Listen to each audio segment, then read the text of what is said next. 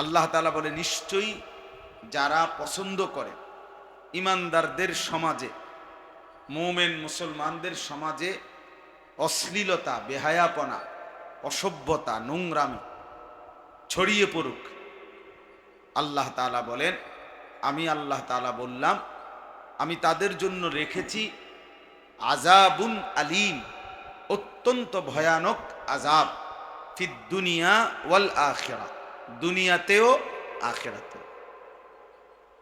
আমি তাদেরকে দুনিয়াতেও শাস্তি দেব, আখিরাতেও শাস্তি দেব। আল্লাহু ইয়ালামু ওয়া আনতুম লা তা'লামুন।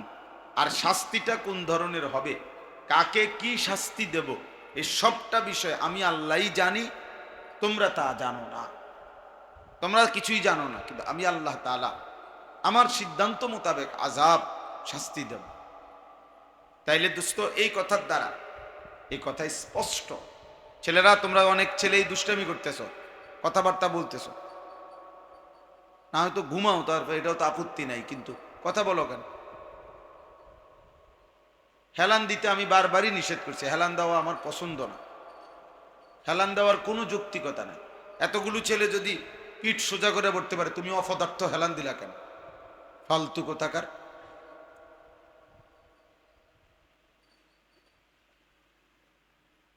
অকর্মণ্য মানুষ, তোমার দিয়ে তো কিছুই হবে না, এবং এখনই তো বোঝা যায়।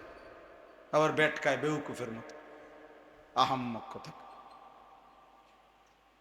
এটা আবার হাসির বিষয় হলো, বেটা বোকা ছেলে, কোথায় হাসতে হয় এটাও তো জানো না।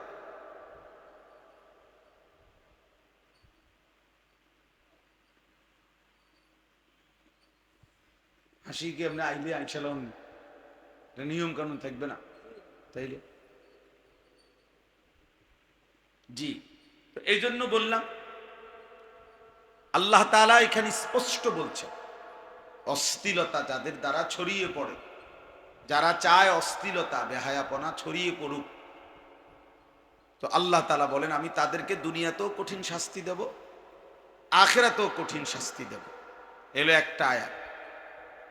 এরপরে দেখেন, কোরআনুল কারীমের মধ্যে আছে, আশ-শাইতানু ইয়াইদুকুমুল ফাকরা, শয়তান তোমাদেরকে প্রতিনিয়ত দারিদ্রতার ভয় দেখায়, ওয়া ইয়া'মুরুকুম বিল ফাহশা, এবং তোমাদেরকে প্রতিনিয়ত অশ্লীলতার প্রতি আদেশ করে, ভয় দেখাবে দরিদ্র হয়ে যাবা, আর আদেশ করবে বেহায়াপনা। আল্লাহু ইয়াইদুকুম মাগফিরাতাম মিনহু, আর আল্লাহ তাআলা তোমাদেরকে ওয়াদা দিচ্ছেন তার পক্ষ থেকে মাগফিরাতের, ওয়া ফাদলা, তার পক্ষ থেকে অনুগ্রহের। এবার তুমি সিদ্ধান্ত নাও কোনটা নিবা। আল্লাহ তাআলা বলছেন যে তুমি ফয়সালা করো, তুমি কোনটা নিবা। তো এখানে সমস্ত তাফসীরের মধ্যে আছে, অশ্লীলতা মানে কি, ফাহিশা মানে কি, বেহায়াপনা মানে কি। বেহায়াপনা মানে এক নম্বর অর্থ হলো আয-জিনা ওয়া মা আশবাহু, জিনা, বেবিচার, নারী পুরুষের অবাধ শরীয়ত বহির্ভূত মেলামেশা, এবং তার সাথে প্রাসঙ্গিক যত কিছু, তার সাথে সম্পৃক্ত যত কিছু, এটারই বলা হয় ফাহিশা। আর আল্লাহ তাআলা বলেন, এই কাজটা যাদের মাধ্যমে ইমানদারদের সমাজে, মহল্লায় ছড়িয়ে পড়ে, তো আল্লাহ তাআলা ওয়াদা দিছে, আমি তাদেরকে দুনিয়াতেও শাস্তি দেব, আখিরাতেও শাস্তি দেব। ওয়া ইদা ফাআলু ফাহিশাতান ক্বালু ওয়াজাদনা আলাইহা আবাআনা, আল্লাহ বলেন, নাফরমানরা, বেঈমানরা বলে, তারা যখন অশ্লীলতা, বেহায়াপনা করে, জিনা, ব্যভিচার করে, তো তারা বলে, আমাদের বাপ দাদাদেরকে আমরা এরকমটাই করতে দেখেছি। আল্লাহু আমারানা বিহা, এবং এই নাফরমানগুলো বলে, এমনটা করতে আমাদেরকে আল্লাহই আদেশ করছে। আল্লাহ তাআলা বলে, কুল, হে নবী আপনি বলেন, ইন্নাল্লাহা লা ইয়া'মুরু বিল ফাহশা, নিশ্চয়ই আল্লাহ কখনোই কাউকে অশ্লীলতা এবং বেহায়াপনার আদেশ করেন না। আতাকুলুনা আলাল্লাহি মা লা তা'লামুন, আল্লাহ নিজে বলতেছেন, আচ্ছা বান্দা, তোমরা আল্লাহর নামে এই বিনা ইলমে, অর্থাৎ বিনা কারণে, তোমরা না বুঝে এমন কথা বলছো, এটাও বলা সম্ভব? আল্লাহর ব্যাপারে এত বড় কথা বলে মানুষ? এত বড় কথা। কুল আমারা রব্বি বিল কিসত, হে নবী আবারও বলেন আমার আল্লাহ তো কেবল ইনসাফের, ন্যায়পরায়ণতার আদেশ করে থাকেন। তাইলে বারবার এই শব্দটা কোরআনুল কারীমের মধ্যে আছে, ফাহিশা, ফাওয়াহিশ, ফাহশা, এই শব্দটা কোরআনুল কারীমে আছে। আল্লাহ তাআলা নিষেধ করেছেন। এর মানে হলো জিনা এবং জিনার সাথে সম্পৃক্ত যা কিছু।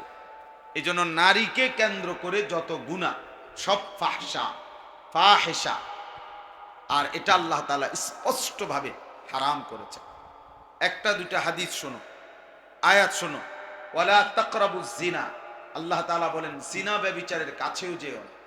ইন্নাহু কানা ফাহিশা, নিশ্চয়ই এটা অশ্লীলতা। ওয়া সাআ সাবিলা, অত্যন্ত মন্দ পথ, বড় বিশ্রী রাস্তা, বড় বেশি অসভ্যতা, বড় বেশি নোংরামি। আল্লাহ তাআলা বলেন আয-যানি লা ইয়ানকিহু ইল্লা যানিয়াতান আও মুশরিকা। দোস্ত নওজোয়ান, এটা খুব জরুরি বুঝা। প্রিয় ভাই তুমি এটা শুনো, আল্লাহর কোরআন, আল্লাহ বলছে কোরআনের এক জাররা পরিমাণ মিথ্যা বা ভুল সংশয়পূর্ণ কোনো কথা কোরআনে নাই। আল্লাহ বলছে মনে রাখবা বান্দা, যারা জিনাকারী, ব্যভিচারী, বিবাহের পূর্বে কোনো নারীর সাথে যারা অবৈধ সম্পর্ক স্থাপন করেছে, তো সেও লা ইয়ানকিহু, সে বিবাহ করতে পারবে না, করবে শুধু ওই নারীকে জানিয়াতান, যে আরেকটা জেনাকারিনী নারী, আও মুশরিকা, অথবা কোনো মুশরিক বেঈমান নারী। আলহামদুলিল্লাহ, আলহামদুলিল্লাহ নাহমাদুহু ওয়া নাস্তাঈনুহু ওয়া নাস্তাগফিরুহু ওয়া নু'মিনু বিহি ওয়া নাতাওয়াক্কালু আলাইহি ওয়া নাউযু বিল্লাহি মিন শুরুরি আনফুসিনা ওয়া মিন সাইয়্যাতি আ'মালিনা। মান ইয়াহদিহিল্লাহু ফালা মুদিল্লা লাহু ওয়া মান ইউদ্লিলহু ফালা হাদিয়া লাহু। ওয়া নাশহাদু আন লা ইলাহা ইল্লাল্লাহু ওয়াহদাহু লা শারীকা লাহু। ওয়া নাশহাদু আন্না সাইয়্যিদানা ওয়া হাবিবানা ওয়া মাওলানা মুহাম্মাদান আবদুহু ওয়া রাসূলুহু। আম্মা বা'দ, ফাআউযু বিল্লাহি মিনাশ শাইতানির রাজীম। বিসমিল্লাহির রাহমানির রাহিম। ইন্নাল্লাযীনা ইউহিব্বুনা আন তাশিআল ফাহিশা ফিল্লাযীনা আমানু লাহুম আযাবুন আলীমুন ফিদ দুনিয়া ওয়াল আখিরাহ ওয়াল্লাহু ইয়ালামু ওয়া আনতুম লা তা'লামুন। সাদাকাল্লাহু মাওলানাল আযীম। وقال نبينا صلى الله عليه وسلم لا يزني الزاني حين يزني وهو مؤمن. اللهم صل على محمد وعلى آل محمد كما صليت على إبراهيم وعلى آل إبراهيم إنك حميد مجيد.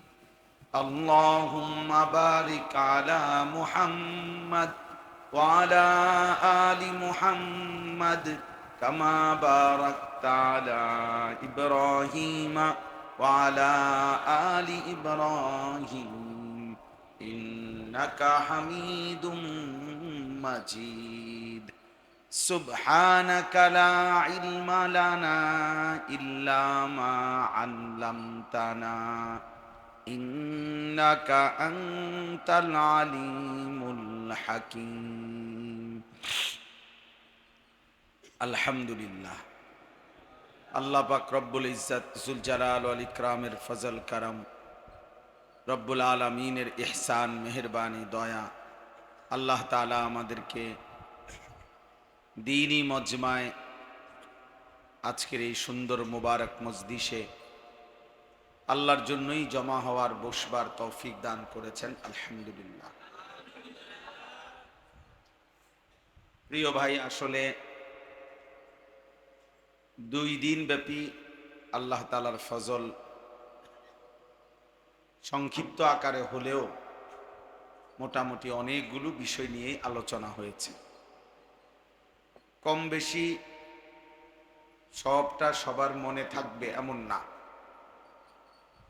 হযরত হুযায়ফা রাদিয়াল্লাহু তাআলা আনহু নবী সাল্লাল্লাহু আলাইহি ওয়াসাল্লামের বিখ্যাত সাহাবী। তো তিনি বলেন যে নবীজি সাল্লাল্লাহু আলাইহি ওয়াসাল্লাম আমাদের কাছে কিয়ামত পর্যন্ত যা কিছু হবে সব কিছুই বলেছেন। হাফিজাহু মান হাফিজাহু ওয়া নাসিয়াহু মান নাসিয়াহু। আমাদের মধ্যে যে যেটুকু পারছে মুখস্থ রাখছে, আবার অনেকে অনেকটা ভুলে গেছে, কিন্তু শুনছে সবাই। আর আরেকটা কথা উনি বলছেন যে পরবর্তীতে আমাদের অবস্থা এমন হয়েছে, যখনই আমরা কোনো ঘটনা, পরিবেশ, পরিস্থিতি দেখছি, তো তখনই আমাদের মনে পড়ছে যে রাসূলুল্লাহ সাল্লাল্লাহু আলাইহি সাল্লাম এমনটা বলেছেন। তাইলে এইটা একটা বড় বিষয় যে সব কথা সবটা সবার পুরা মনে থাকবে এমন না, কিন্তু এই মনোযোগ দিয়ে যারাই শুনছে ইনশাআল্লাহ, এটা একটা পরীক্ষিত কথা যে আল্লাহ চাহে তো প্রয়োজনের মুহূর্তে আল্লাহ তাআলার পক্ষ থেকেই এই কথাগুলো মনে পড়বে। এই জন্য আর অল্প কিছু সময় বাকি আছে, আগামীকালকের সময়টা আসর পর্যন্ত। তো অনুরোধ রইল, আলহামদুলিল্লাহ অনেকেই কষ্ট করছো, সবর করেছো ভাইয়া। আগামীকালকের এইটুকু সময়ও সবরের সাথে যে দূর সম্ভব মনোযোগ দিয়ে শুনতে চেষ্টা করা। আল্লাহ তাআলা এতে বরকত দান করুন। প্রথম দিন মূলত আমাদের মাওলানা ইয়াহইয়া ঈমান, কুফর, শিরক এই নিয়ে তার আলোচনার বিষয় ছিল। সে যেটুকু সম্ভব বলেছে 2 দিনে। এরপরে মাওলানা ইউসুফ বিন ইকবাল, তার আলোচনার বিষয় ছিল যৌবন, ঈমান, আমল, আখলাক গঠনের সর্বোৎকৃষ্ট সময়। এরপরে মাওলানা মুতালেব হুসাইন সালিহি, ওনার আলোচনার বিষয় ছিল যুবকের হৃদয়ে রাসূলুল্লাহ সাল্লাল্লাহু আলাইহি ওয়াসাল্লামের ভালোবাসা। দ্বিতীয় দিন মানে আজকে বিশেষভাবে আলোচনা ছিল আমাদের মাওলানা আতিকুর রহমান আশরাফি, কোরআনুল কারীমের তিলাওয়াতের গুরুত্ব এর উপরে। আমাদের শ্রদ্ধেয় ডাক্তার মাহবুব মুর্শেদ সাহেব, উনি কিন্তু একজন বড় মাপের প্রফেসর এবং আলহামদুলিল্লাহ দাওয়াত ও তাবলীগের আমাদের কুমিল্লা জেলার শুরা অন্যতম সদস্য। ব্যক্তিগতভাবে অনেক মুখলেস আল্লাহওয়ালা। সবচেয়ে আশ্চর্য বিষয় হলো যে উনি কতটা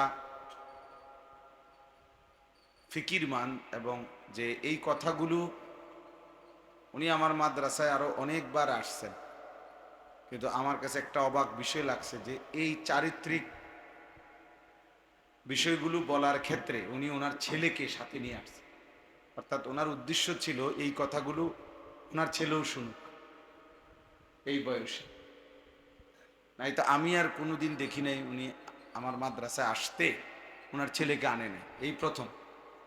উনি আরো অনেকবার আসছে আমাদের। আমার আমির সাহেব তো, আমি তাবলীগের যে সফরে আমার জামাতের আমির উনি আমারে খুব মহব্বত করে, সম্মান করে, কিন্তু আমি ওনারে আরো বেশি মহব্বত করি।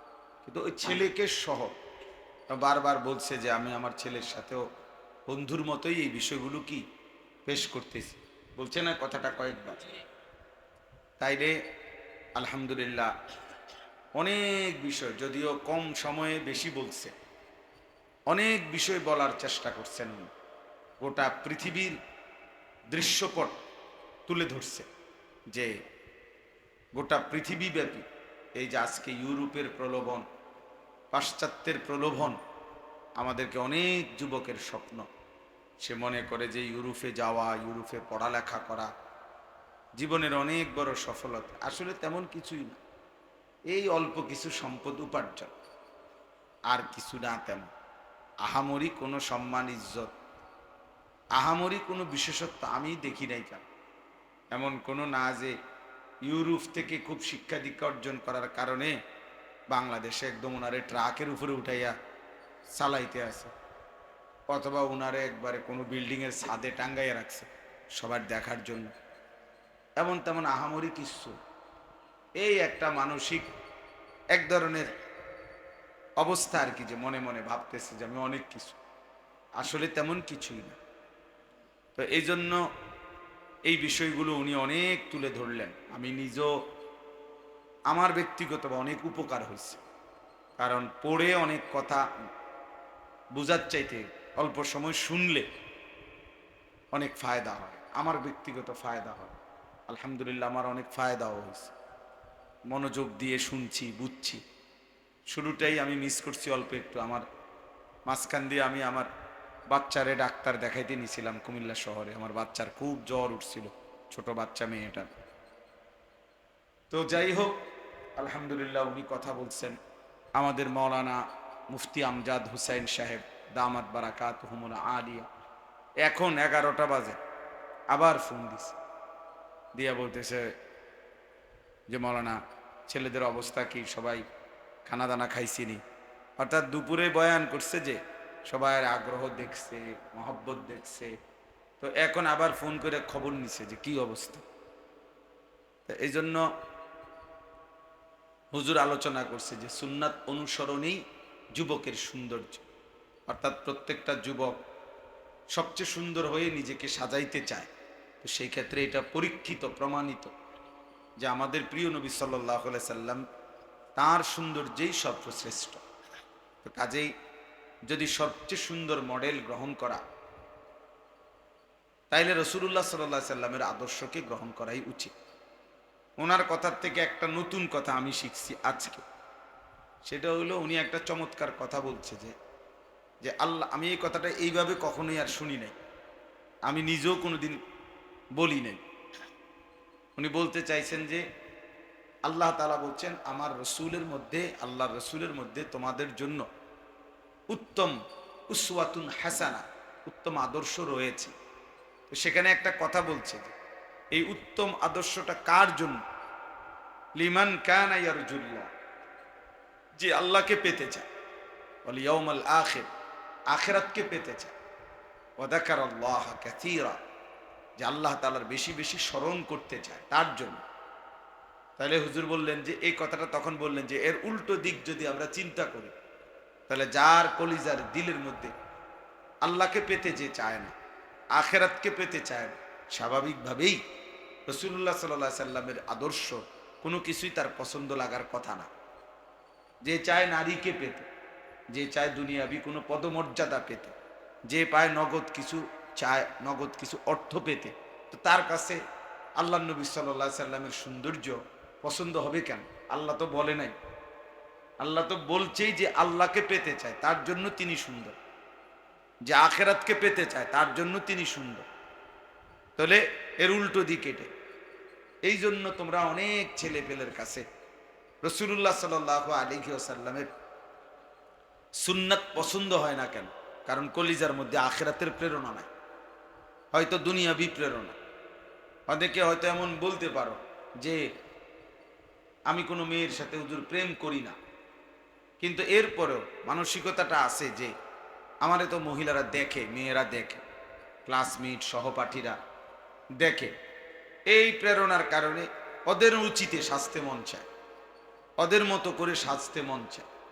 তাইলে মূলত দিলের মধ্যে এই যে বলছেন উনি ডাক্তার সাহেব এবং মুফতি আমজাদ সাহেবও একটা প্রশ্নের উত্তর দিতে গিয়ে বলছেন যে দাওয়াত ও তাবলীগের সাথীরা এই কলেজ ইউনিভার্সিটির ভেতরেও ভরপুর। নারীদের মাঝখানেও তারা সুন্নত তরিকায় পাঞ্জাবি, টুপি, পাগড়ি মাথায় দিয়া চলতেছে। তা আমি তো আলহামদুলিল্লাহ খুলনা এক চিল্লা সময় লাগাইছিলাম 2022 সালে। তখন আমি খুলনা প্রকৌশল ইউনিভার্সিটিতে 3 দিন ছিলাম, কুয়েট, ওইখানে ছিলাম। তারপরে খুলনা মেডিকেল কলেজ, সেখানে গেছি। খুলনা ইউনিভার্সিটিতে, সেখানে গেছি। সবখানে গাস্ট করছি, গেছি। সেখানে আমরাও দেখছি অনেক ছেলে, আলহামদুলিল্লাহ মনে হয়েছে একবারে ফেরেস্তার মতো চেহারা, দেখেই বোঝা যায় যে একবারে ফেরেস্তা। আলহামদুলিল্লাহ। গত বছর আমরা দিনাজপুর ছিলাম, তো সেটা বললাম, হাজী দানেশ বিজ্ঞান প্রযুক্তি ইউনিভার্সিটিতে, সেখানেও আমরা জামাত ছিলাম। আমাদের ওইখান থেকেই রিজবি একজন ভাই এখানে আসে, সে আসছে এখানে। তাইলে বলার উদ্দেশ্য হলো যে ওই বিষয়টা এটাই। এই জন্য ভাইয়া তোমরাও ফিকির করো। তুমি তোমারে এখানে আমি কাল কেউ পড়ছি না জানি আজকে, যে মানুষের বাহ্যিক দিকটাই তার অন্তরের প্রতিচ্ছবি। দলিল আয-যাহিরু উনওয়ানুল বাতিন, জাহের তার ভেতরের প্রতিচ্ছবি। তাহলে আমার চেহারা, সুরত, চলন বলন দেখলেই বোঝা যায় হৃদয়ে কার বসবাস। আমার হৃদয়ে কার বসবাস, এটা কি আমার চেহারা সুরত দেখলেই বোঝা যায়। এটা একদম স্বাভাবিক হিসাব। অন্তরের প্রতিচ্ছবি মানুষের চোখ, মুখ, চেহারা, মানুষের বাহ্যিক অবয়ব মানুষের দিলের প্রতিচ্ছবি। তো কাজেই এটা প্রত্যেকেই, তুমি প্রমাণ করার কিছু নেই। ভোটার আইডি কার্ড দেখাইতে হবে না, তুমি জন্ম নিবন্ধন দেখাইতে হবে না, এক্ষেত্রে এটা তো আমরাই বুঝি। চলাফেরা দেখলে, চেহারা সুরত দেখলেই তো বোঝা যায় যে কলিজার মধ্যে কে, আল্লাহ না ভিন্ন কেউ, গায়রুল্লাহ। যার কলিজায় গায়রুল্লাহ, আল্লাহ ভিন্ন কেউ থাকে, সেটা শিরক। এটা তো শিরক, তো বহুত বড় মুসিবত, বহুত বড় মুসিবত। এজন্য হেফাজত করা নিজেকে, ইমানের স্বার্থে, নিজের স্বার্থে, আখিরাতের স্বার্থে পরিবর্তন হওয়া দরকার, পরিবর্তন হওয়া দরকার। তাইলে আলহামদুলিল্লাহ এই বিষয়টাও বলা হয়েছে। এরপরে আমাদের আব্দুল মান্নান স্যার, মাওলানা জাফর, তারাও অল্প অল্প কথা বলছেন। পড়ার যে মস্ক, সূরা, কেরাত, দোয়া, কালাম যেতটুকু সম্ভব হয়েছে, একটু বেশি সময় কষ্ট দেওয়া হয়েছে, যে এই কারণে যেন 3 দিনে কিছু ছেলের ভিতরে যেন অনুভূতি জাগে। এর ভিতর থেকে ইনশাল্লাহ আমরা আশা করি অবশ্যই কিছু ছেলে কিছুটা হলেও প্রেরণা পাবে, উৎসাহ পাবে ইনশাআল্লাহ। আল্লাহ তাআলা যেন সবাইকে কবুল করে। আমি একটা আয়াত পড়ছি, আমি খুব দেরি করব না। এই আয়াতটা সূরা নূরের আয়াত, 19 নম্বর আয়াত, কোরআনুল কারীমের 18 নম্বর পারায় এই সূরাটা। আল্লাহ তাআলা বলেন, ইন্নাল্লাযীনা ইউহিব্বুনা আন তাশিআল ফাহিশা ফিল্লাযীনা আমানু লাহুম আযাবুন আলীমুন ফিদ দুনিয়া ওয়াল আখিরাহ। আল্লাহ তাআলা বলে, নিশ্চয়ই যারা পছন্দ করে ইমানদারদের সমাজে, মুমিন মুসলমানদের সমাজে অশ্লীলতা, বেহায়াপনা, অসভ্যতা, নোংরামি ছড়িয়ে পড়ুক, আল্লাহ তাআলা বলেন, আমি আল্লাহ তাআলা বললাম, আমি তাদের জন্য রেখেছি আযাবুন আলীম, অত্যন্ত ভয়ানক আযাব, ফিদ দুনিয়া ওয়াল আখিরাহ, দুনিয়াতেও আখিরাতেও। আমি তাদেরকে দুনিয়াতেও শাস্তি দেব, আখিরাতেও শাস্তি দেব। আল্লাহু ইয়ালামু ওয়া আনতুম লা তা'লামুন। আর শাস্তিটা কোন ধরনের হবে, কাকে কি শাস্তি দেব, এই সবটা বিষয় আমি আল্লাহই জানি, তোমরা তা জানো না, তোমরা কিছুই জানো না, কিন্তু আমি আল্লাহ তাআলা আমার সিদ্ধান্ত মোতাবেক আযাব, শাস্তি দেব। তাইলে দোস্ত, এই কথার দ্বারা, এই কথা স্পষ্ট। ছেলেরা, তোমরা অনেক ছেলেই দুষ্টামি করতেছো, কথাবার্তা বলতেছো না, হয়তো ঘুমাও, তারপর এটাও তো আপত্তি নাই, কিন্তু কথা বলো কেন? হেলান দিতে আমি বারবারই নিষেধ করছি, হেলান দেওয়া আমার পছন্দ না, হেলান দেওয়ার কোনো যৌক্তিকতা নাই। এতগুলো ছেলে যদি পিঠ সোজা করে পড়তে পারে, তুমি অপদার্থ হেলান দিলা কেন? ফালতু কোথাকার।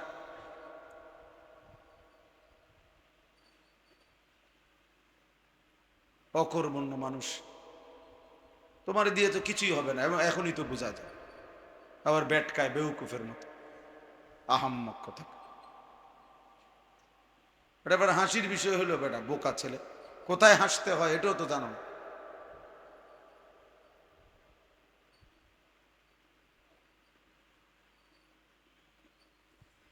হাসি কি এমনি আইলে আইসালাম, নিয়ম কানুন থাকবে না তাইলে?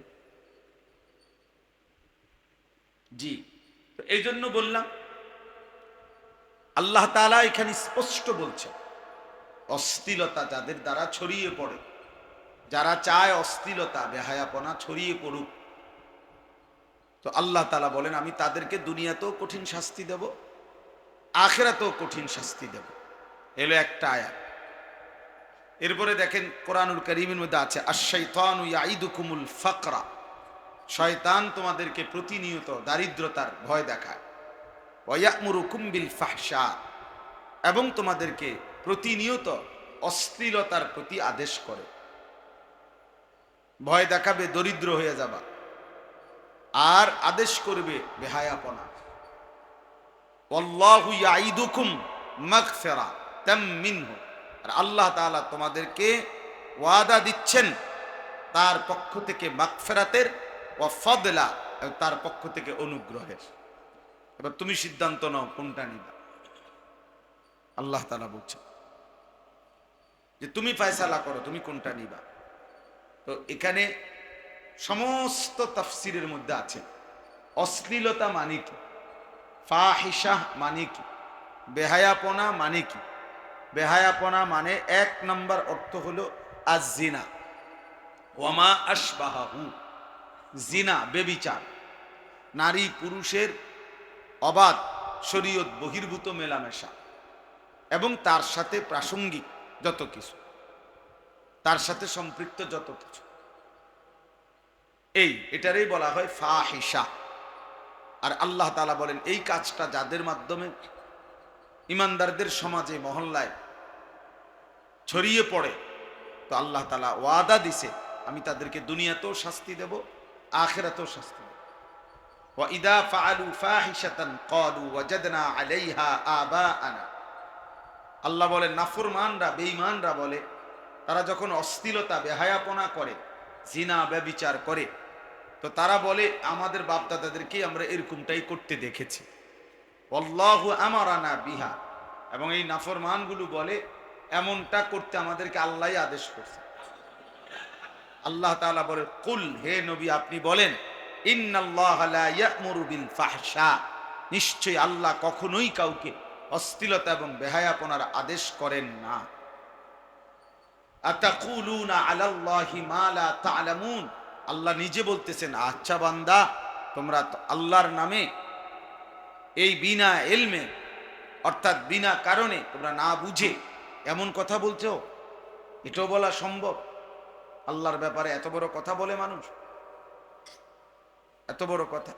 কুল আমারা রব্বি বিল কিসত, হে নবী আবারও বলেন আমার আল্লাহ তো কেবল ইনসাফের, ন্যায়পরায়ণতার আদেশ করে থাকেন। তাইলে বারবার এই শব্দটা কোরআনুল কারীমের মধ্যে আছে, ফাহিশা, ফাওয়াহিশ, ফাহশা, এই শব্দটা কোরআনুল কারীমে আছে।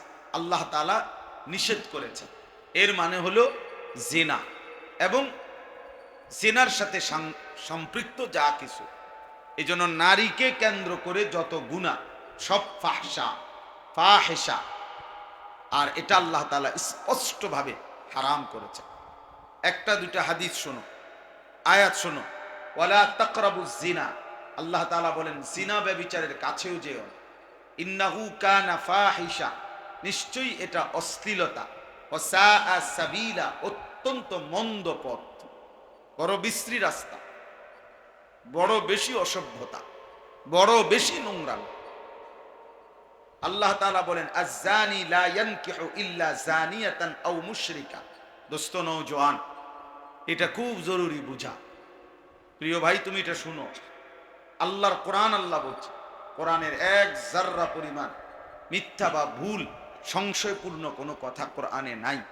আল্লাহ বলছে, মনে রাখবা বান্দা, যারা জেনাকারী, বেবিচারী, বিবাহের পূর্বে কোনো নারীর সাথে যারা অবৈধ সম্পর্ক স্থাপন করেছে, তো সেও লা ইয়ানকিহু, সে বিবাহ করতে পারবে না, করবে শুধু ওই নারীকে জানিয়াতান, যে আরেকটা জেনাকারিনী নারী, আও মুশরিকা, অথবা কোনো মুশরিক বেঈমান নারী।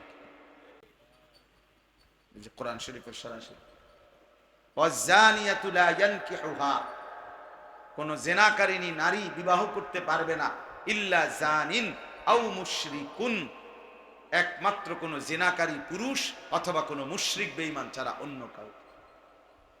ওয়া হুররিমা যালিকা আলাল মুমিনিন, জেনাকারী পুরুষ কোন ঈমানদার নারীর জন্য হারাম, জেনাকারিনী নারী কোন ঈমানদার পুরুষের জন্য হারাম। আল্লাহ তাআলা বলছে হারাম। কোরআনুল কারীমের কোন ব্যাখ্যা ছাড়া আয়াত, মানে আয়াতের স্বাভাবিক অর্থ এটা, স্বাভাবিক অর্থ। আল্লাহ তাআলা বলেন, ওয়াল্লাযীনা হুম লিফুরুজিহিম হাফিজুন, ওই সমস্ত ঈমানদার সফল যারা তাদের লজ্জাস্থানকে হেফাজত করে, ইল্লা আলা আজওয়াজিহিম আও মা মালাকাত আইমানুহুম ফাইন্নাহুম গায়রু মালুমিন, নিজেদের স্ত্রী, হালাল স্ত্রী ব্যতীত যারা অন্য কোথাও নিজের লজ্জাস্থান ব্যবহার করে না, ফামান ইবতাগা ওয়ারাআ যালিকা ফাউলাইকা হুমুল আদুন, আল্লাহ তাআলা বলেন, যারা এর অতিরিক্ত সীমা লঙ্ঘন করে নিজের লজ্জাস্থানের মাধ্যমে, তো তারা সীমা লঙ্ঘনকারী, পাপী। এই আয়াতের তাফসীরের মধ্যে আছে, সব তাফসীর, আল ইস্তিমনা বিল ইয়াদ, অর্থাৎ যে ব্যক্তি নিজের হাত দ্বারাও জিনা করে, অর্থাৎ নিজের লজ্জাস্থানে নিজের হাত দ্বারাও যে গুনাহ করে, সে আদুন, সে আল্লাহ তাআলার কোরআনের ভাষায় সীমা লঙ্ঘনকারী, সীমা লঙ্ঘনকারী।